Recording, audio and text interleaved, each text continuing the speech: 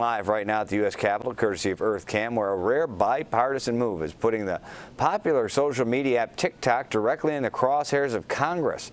The House overwhelmingly voted in favor of a nationwide TikTok ban unless it severs ties with the Chinese government.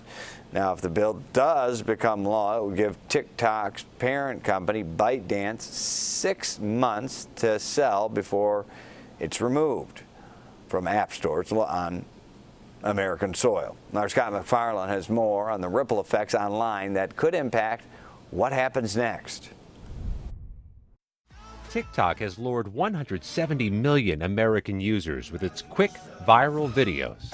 But perhaps nothing has spread faster than a plan in Congress requiring TikTok separate from its China-based owner or be cut off from its U.S. users. Just 8 days after it was introduced, the bill passed the U.S. House overwhelmingly. Why in the hell would we want and allow the Chinese Communist Party to have access to our private data? Despite an 11th-hour flurry of lobbying by TikTok, which CBS News has learned paid to fly and lodge some of its most popular users to Washington this week to make their case. My name is Gohar. Including Gohar Khan of Connecticut, who posts strategy videos for college applicants to millions of TikTok-using high schoolers. What would you do if it went away tomorrow?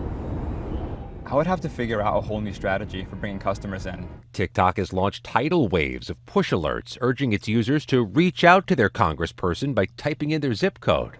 Some in Congress already worry this might be an example of how China could misuse users' personal information. Basically, the company had used their geolocation data along with their zip code information to target these kids. President Biden says he'd sign the bill into law, but it would have to pass a sluggish U.S. Senate first.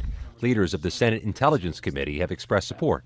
This is a national security issue. But whether China would allow a sale and who would buy TikTok are open issues, and questions remain about First Amendment rights. Passing a bill that could lead to an interruption or an elimination of the app is a huge monumental decision that I wish more people understood.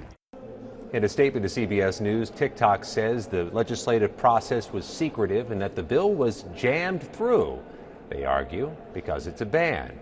Former President Trump opposes this bill too, and that could have an impact on the now pivotal Republican U.S. senators.